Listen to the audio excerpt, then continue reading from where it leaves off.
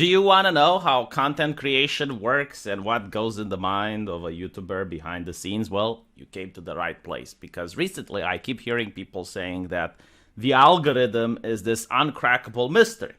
And while it does have certain aspects that many people can only speculate on, YouTube does try at least to make it very clear what it expects from content creators.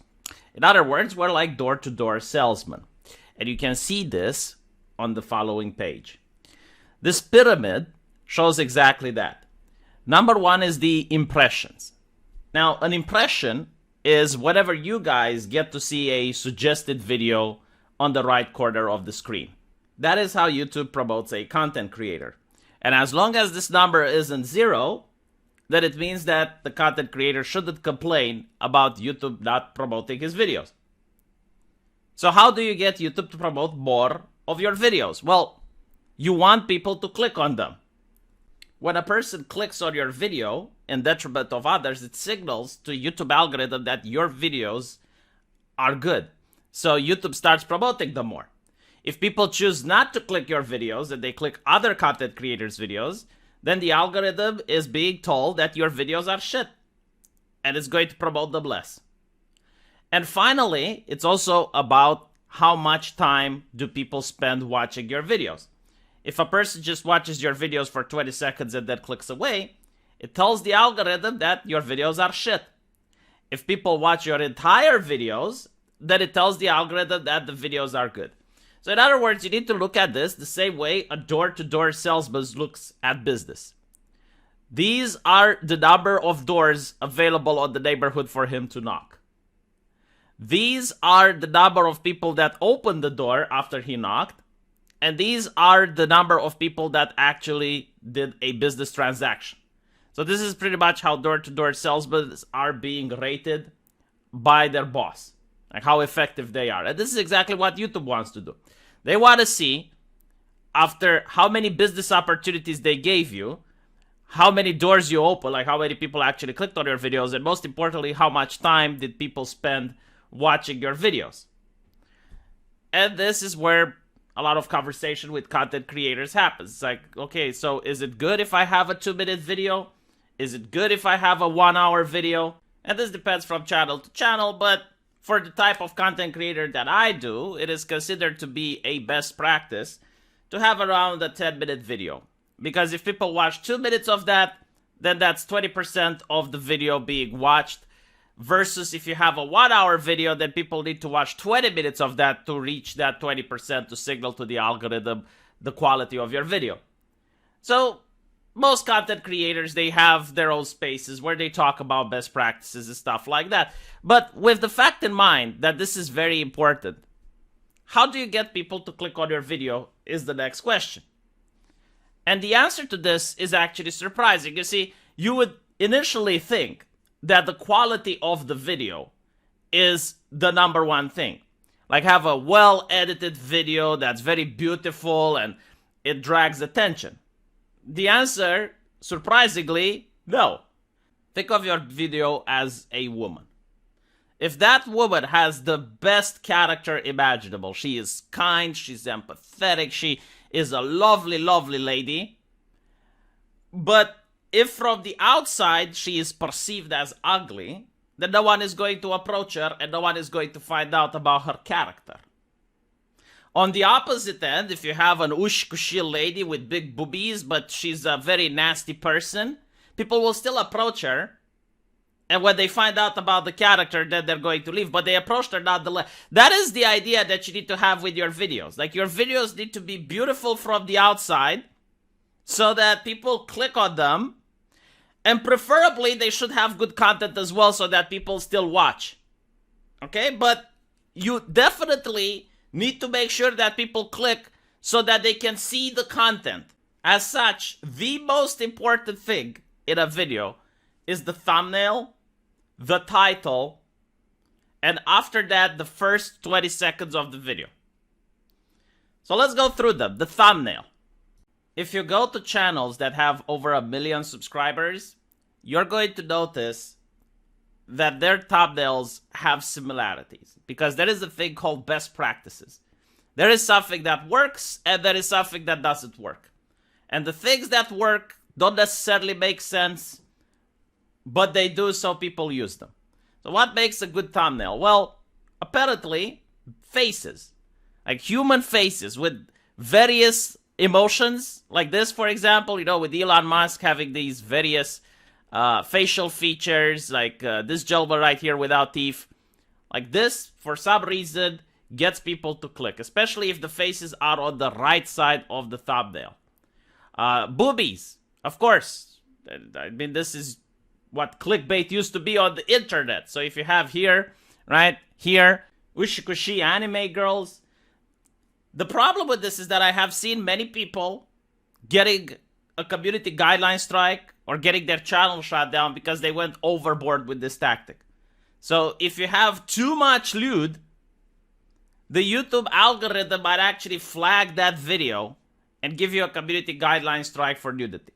So I have seen people in their desperation to attract ending up getting a community guideline strike. It's obviously not the case of Quartering because he does it with common sense. But there were people that used extreme versions of this, or that showed images from Twitch, which is another platform, and what goes on Twitch doesn't necessarily go on YouTube. And because of that, if the thumbnail is meant to stimulate the senses, if it's made to arouse too much, then it is a violation of YouTube community guidelines, and you can have your channel taken down. So many people who have been in trouble with YouTube have gotten so because they were too desperate in getting attention. They were too desperate in getting clicks. But anyway, to recap. So you want facial expressions, preferably displaying anger, happiness, bewilderment, in the right part of the thumbnail. You can have some lewd, just don't go overboard. And then you also want big letters, right? Big letters over there in order to attract people. And the letters should be complementary to the title, which we're going to talk about in a bit. But what you want is a maximum of 4, maybe 5 words. That's it, no more. Like, no one is going to stay and read this more than they should. So as we go to the yellow flash channel, you get to see the similar thing, right? Like human expressions in the right corner with big letters. Now, it's not that the yellow flash is copying the quartering. If you go to Gargura, which I'm pretty sure doesn't talk with either the quartering or the yellow flash, you notice the same thing. She's got big letters with facial expressions of the anime girl on the right side of the thumbnail, most of the time. But it's a different style, right? It's not the big red letters with white background. She's using a different style, but the same concept applies, right? Like various facial features displaying strong emotions placed on the right side with a couple of words on the thumbnail. So that's how you're supposed to make clickable thumbnails. This is what drags attention. Now, there's also another thing called color theory. And this is the coloration that you want for your thumbnails and your text. So you want colors that complement with each other. If the background is orange, then you want the letters to be with this color. You should try to avoid colors that are hard for the eyes. Like, for example, if you put a puke green on your thumbnail, it is going to attract people, but they're going to only look at your thumbnail for a couple of seconds. Because this color is painful on the eyes. Same with a bright yellow. Like, people are going to look at it for a couple of seconds and then they're going to move away. And you don't want that. You want people to have their attention captured by your thumbnail, to look at it for as long as possible in order to consider clicking on it. Now let's go to the second most important aspect of a video, which is the title. The title should be descriptive of the video, so you need to avoid having clickbait titles. I know this is a little bit bewildering because if you want people to click, why not use clickbait? And the answer for this is twofold. Number one, YouTube can ban you for doing spam. They actually consider clickbait titles that have nothing to do with the actual content to be spam, and if you do it often enough, you can get your channel at risk. But the second reason is that the audience loses trust. So if you constantly clickbait, eventually the audience is going to expect that your channel is going to try to trick them. They're not going to watch it, and worst of all, you're going to get that low view rate. Because the audience is going to click, they're going to watch for 10, 20 seconds, and then they're going to click off, and it's going to hurt the algorithm for your channel. So do not clickbait. Now, you have a tool at your availability as a content creator, which is the research tool. You can find it in the analytics. And the research tool tells you exactly what your subscribers have been searching for on YouTube. So in my case, for example, they have searched for the Horus Heresy, for the Dalai Lama, and for Monkey Island. So if I were to make a video right now about Monkey Island, chances are my subscribers might be interested in it. So this is like something you could consider as to what video you should make, as well as what you should add in the title. So if I make a title that has Horus Heresy in it, chances are it's going to go up on YouTube search because it's trending right now. People are interested in the subject. And I might get not just more clicks, but I might put out content that my viewers want to watch. Because this is specifically catered to my viewers. Like, this is what they're interested in. So I can now provide exactly what my viewers want to see. Other things for the title is do not write it in caps. YouTube has taken down channels considering this to be spam if you write all your title in caps. What you want to do is to capitalize the first letter of each word. I don't know why this works, but it does. And maybe a single word should be used in caps. Call to action seems to work. Like if you tell viewers, like, we must do, we have to. If you frame it in a question, it also works. So these are the best practices with the titles. Like moving back to Yellow Flash's page, you get to see how he does it. He writes a couple of words in all caps, like epic fail, exclamation mark, desperate, exclamation mark, betrayed, exclamation mark, and then the rest of the sentence is written with the first word being capitalized. I don't know why people click on this, to be honest, but they do.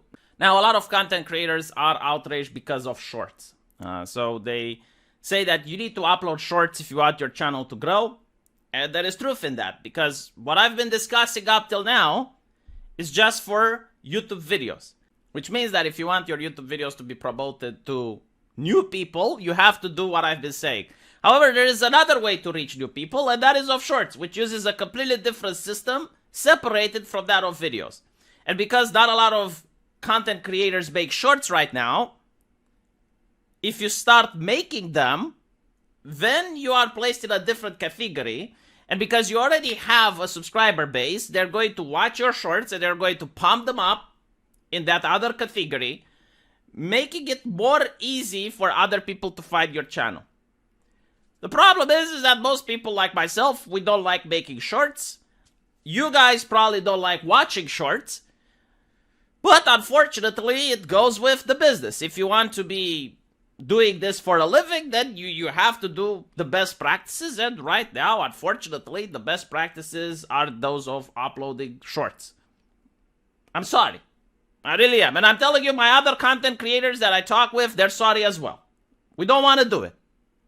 But it's getting done. I mean, and there's no way for you guys to mute the shorts either. Because normally we would separate our channels into different ones for different things. Like I have a live stream channel, I have a gaming channel, and I have a politics channel. And I try to keep shit separate so that people who are interested in one thing, they don't get overlapped with another. But in the case of shorts, I guess we have to stuff them down your throat, and I will make them as best as I humanly can. I will put effort into them so that they're not annoying, or they're not just something that I put out there in order to increase my channel. Like, that's the best that I can do. Unfortunately, my boss tells me I have to do them.